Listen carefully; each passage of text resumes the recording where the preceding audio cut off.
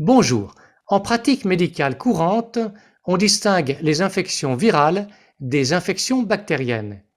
Il y a aussi les infections fongiques à champignons microscopiques et les infections à protozoaires, mais elles sont nettement moins fréquentes. En présence d'un tableau clinique évocateur d'un état infectieux, il faut déjà s'efforcer de situer l'organe atteint. Ensuite, et particulièrement pour les voies respiratoires ou aériennes, il est classique de résoudre le dilemme. S'agit-il d'une infection virale ou d'une infection bactérienne?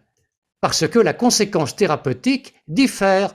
En cas d'infection virale, pas d'antibiotique. En cas d'infection bactérienne, la prescription d'un antibiotique est en principe indiquée. En réalité, ce schéma dichotomique est assez dépassé, car le plus souvent, les agents infectieux qui sont à l'origine d'une infection des voies aériennes sont des virus facilement transmis et en grand nombre de personne à personne par des microgouttelettes ou parfois des particules aéroportées encore plus petites.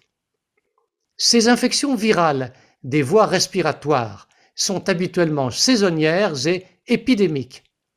On distingue les voies aériennes supérieures, les fosses nasales, le pharynx ou arrière-gorge et le larynx.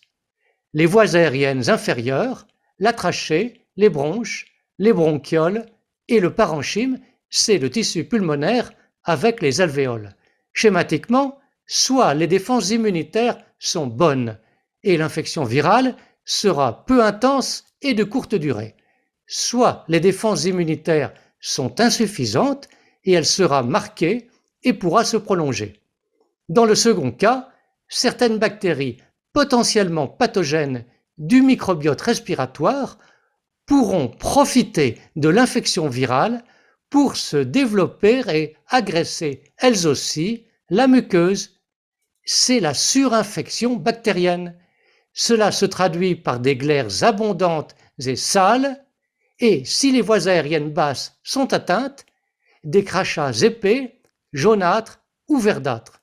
Dès lors, la surinfection bactérienne est manifeste et un traitement antibiotique est en principe nécessaire.